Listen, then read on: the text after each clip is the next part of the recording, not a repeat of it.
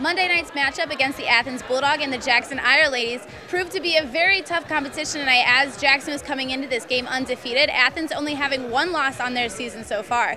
Now, when I talked to Coach Horsley earlier this week, he had said that the main things that Athens was going to have to do today was have very strong defense and keep the points low for these Jackson Ironladies. They did that in the beginning, but it started to falter towards the middle, and they picked it back up towards the end, but by that point it was already too late. Dominique Dosek on offense for Athens had 24 points, 10 of those being in the first half alone.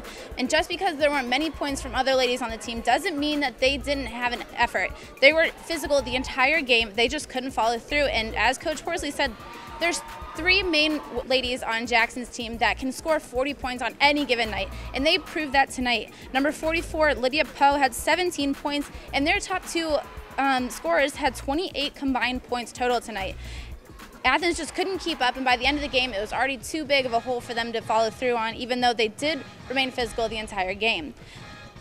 The end final score was 56-51. Athens is now dropping to 10-2 as Jackson remains undefeated at 12-0. I talked to Coach Wayne Horsley after the game, and despite their loss, he was very impressed with his players' effort. You know, we've got good balance. You know, Jackson plays very, very good defense. A couple of our girls had trouble getting some shots off. As good of a player as Emma is, you know, she has a little bit of trouble with the tall post inside, and Lydia. And you know, the ball was where it needed to be tonight. You know, in Dom's hands. And everybody else, I thought, you know, got some shots, got some decent looks, and you know, we made some, missed some.